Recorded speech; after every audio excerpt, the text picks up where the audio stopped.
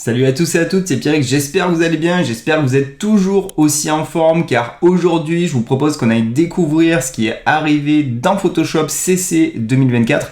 Est-ce qu'on va avoir des bonnes surprises ? Est-ce qu'on connaît déjà tout, étant donné que sur ces derniers mois, il y a eu de multiples mises à jour dans la version publique et dans la bêta de Photoshop? C'est ce que je vous propose de découvrir avec moi. Donc installez-vous confortablement et c'est parti pour un voyage au cœur de Photoshop CC 2024. Allez, let's go!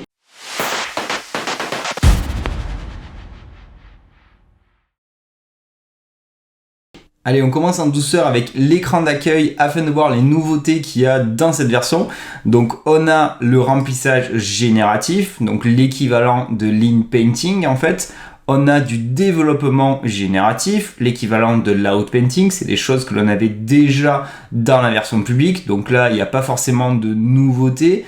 Ensuite, il y a la version Photoshop pour le web qui nous avait évoqué depuis pas mal d'années. Chaque année, de toute façon, ils continuent de la mettre en avant. À terme, peut-être que Photoshop deviendra vraiment une web app digne de ce nom. Donc, ils mettent en avant la version Photoshop pour le web. Ensuite, ils ont optimisé l'outil de suppression. Ok, en termes d'UX, c'est plutôt cool. Ils ont amélioré la barre des tâches contextuelles, mais ça, au fur et à mesure, il va y avoir de plus en plus d'améliorations où elle donnera accès à de plus en plus de fonctionnalités et d'outils en fonction du contexte d'utilisation. Donc ça, c'est totalement aussi dans l'air du temps. Et ensuite, là, ils mettent en avant Adobe Express, étant donné que sur ces dernières années, Canva fait très mal à Adobe. Ils veulent vraiment, entre guillemets, tuer Canva. Donc, ils ont fait Adobe Express et ils ont quand même passé un long moment sur la keynote pour montrer tout le potentiel et les fonctionnalités que pouvait avoir Adobe Express. Donc là, dans le listing, je suis un petit peu déçu parce qu'il n'y a pas de nouveauté en fait. C'est des choses que l'on avait déjà côtoyées à un moment où on est dans les semaines précédentes. Et après, ça paraît normal parce que je ne sais pas si vous aviez fait attention, mais Photoshop CC 2024 était à télécharger depuis 2 semaines en fait. C'est pour ça que je m'étais dit, est-ce que c'est fait exprès ou est-ce qu'ils vont nous sortir un truc du chapeau, on aura une mise à jour et ils vont rajouter une dernière fonctionnalité? Là, non. Pas forcément, donc je dis pas que c'est une mauvaise release cette CC 2024, mais on n'a pas de surprise. Si on avait utilisé les bêta et les versions publiques et qu'on avait regardé les nouveautés, c'est des choses que l'on connaît déjà en fait. Même s'il n'y a pas forcément de nouveautés, on va quand même enchaîner le listing qu'il nous a mis en avant justement sur la page d'accueil. On n'a qu'à commencer avec l'outil de suppression qui a été amélioré. Donc il est ici, on voit bien le picto avec les petites étoiles qui correspond à du Firefly, donc du génératif. En général, quand vous voyez ça, c'est que c'est lié au génératif. Et l'amélioration de l'outil, elle est assez simple. Avant, il fallait vraiment peindre l'intégralité de la zone pour supprimer et enlever un élément. Maintenant, en fait, juste le tour, c'est-à-dire que là je fais juste le tour de cette partie là que je trouve pas forcément vendeuse, je prends l'ombre quand même, hop, et quand je lâche le doigt, tout le reste a été rempli et bim, comme par magie, ça a été supprimé, il a recréé l'environnement, donc ce qui est quand même assez pratique pour enlever des défauts ultra rapidement. Je laisse mon doigt appuyé et lui va tout simplement utiliser tout son algorithme pour modifier. Donc franchement, c'est un nouvel outil qui est très sympa, qui marche assez bien. On peut même aller, soyons fous, tester d'enlever la petite tente là. Allez, on va prendre un petit bout ici, on va prendre un petit peu d'ombre quand même. Je lâche le doigt, bim, ça remplit tout. Et là, adviendra ce qu'il adviendra de toute façon. Et ça va, c'est pas parfait. Donc là, ce qui est un petit peu dommage, c'est qu'on n'a pas la possibilité d'avoir X choix. C'est du one shot en fait, vous avez qu'une possibilité. Donc parfois, ça sera peut-être mieux d'utiliser le remplissage génératif. À noter qu'oubliez pas que le remplissage de toute façon génératif à chaque utilisation, certes vous aurez 3 résultats, mais ça vous consommera un crédit. Je préfère le redire de toute façon à chaque fois. Donc là voilà pour l'optimisation de l'outil suppression qui fait franchement bien le job, c'est plutôt cool.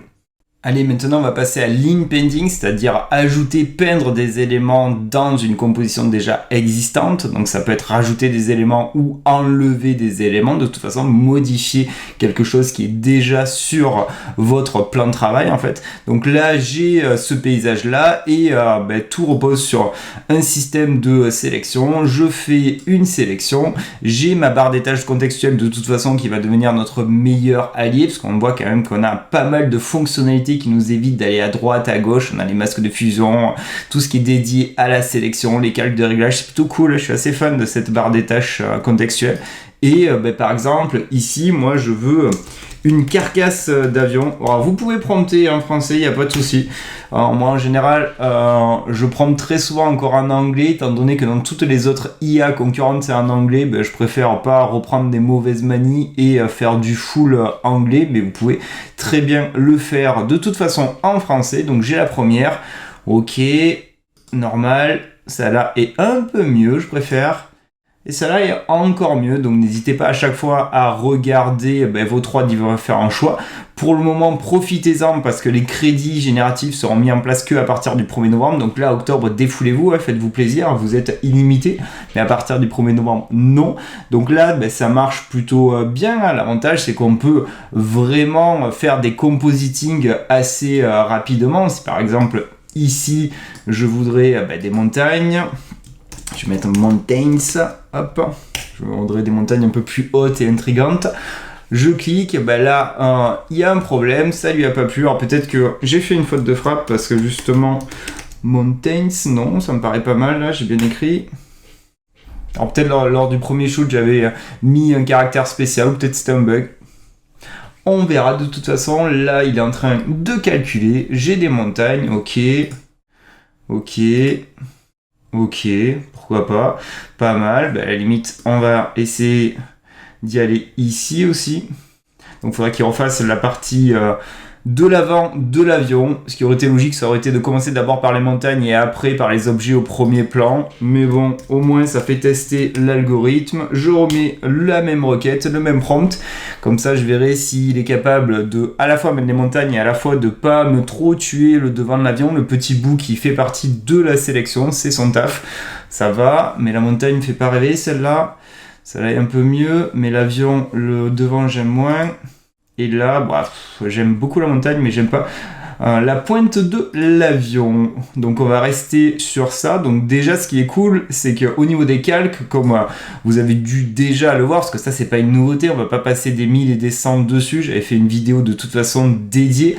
Ça vous fait un calque avec un masque de fusion. Vous avez des petites étoiles, justement, qui vous montrent en fait que vous avez utilisé une fonction générative, en fait, donc le générative fill. Et ça marche franchement plutôt bien, parce qu'on a énormément de possibilités. Les choses que vous allez faire le plus, ça va être de sélectionner. Par exemple, là, je fais une sélection et je fais une sélection un peu à l'arrache, voilà, ici. Et je pourrais dire, allez, a crater avec de la flotte, en fait, with water. Donc logiquement, là, il va me mettre de l'eau et il va me faire le reflect, le reflet de tous les autres éléments que j'ai rajoutés, donc de l'avion et des montagnes, c'est assez fort. Ok, le cratère avec de l'eau, faudra m'expliquer, parce que là j'ai des pimpins, j'ai des personnes. Ah, là je préfère, ok, j'ai un cratère et j'ai de l'eau. Et là, il aime bien, dans ce prompt, il aime bien le coup des personnes. Donc vous pouvez avoir des trucs, des fois, où vous n'allez pas comprendre pourquoi il a généré ça. Mais dans les 3 choix, j'ai bien un de ceux que j'avais demandé dans la requête, en fait. Donc on est plutôt pas mal. Si vous avez des trucs qui sont bizarres, n'hésitez pas à refaire la sélection. Parce que la sélection, elle est vraiment primordiale. À la limite, je peux même effacer, garder la requête. Hop. Et faire une autre sélection. Alors je reprends le petit lasso, on va la faire comme ça, hop, on va le faire vraiment ici, et je remets la requête, bim, et je relance, juste par curiosité, parce que comme je vous dis, la sélection est primordiale. Avec un seul et même prompt, vous pouvez avoir des bons ou des mauvais résultats en fonction de votre sélection. Donc là, c'est juste pour tester, pour voir s'il repart en mode freestyle avec des personnes, ou si dans les 3, j'ai vraiment un cratère. Ok, là j'ai un cratère, c'est pas le plus vendeur, parce qu'ici j'ai un petit bout, je sais pas ce que c'est. Ici on est bien, ici on est bien. Donc comme vous voyez, c'est hyper primordial. Si vous voyez des comportements qui sont bizarres, vous prenez pas la tête. Si vous avez fait un bon prompt, refaites votre sélection, optimisez-la et vous aurez des meilleurs résultats. Donc Lean Painting, ça fait le job, ça va être amélioré au fur et à mesure et c'est la grosse révolution de toute façon de cette année dans Photoshop, parce que notre façon de travailler va être bouleversée, elle est déjà bouleversée. Donc attention que ça soit pas votre premier réflexe, l'utilisation du Generative Fill, parce que certes, à l'instant T, je le redis, je l'ai dit déjà pas mal de fois, c'est illimité, mais à partir du 1er novembre, vous aurez que 1000 crédits. Ça va aller vite entre tous les logiciels.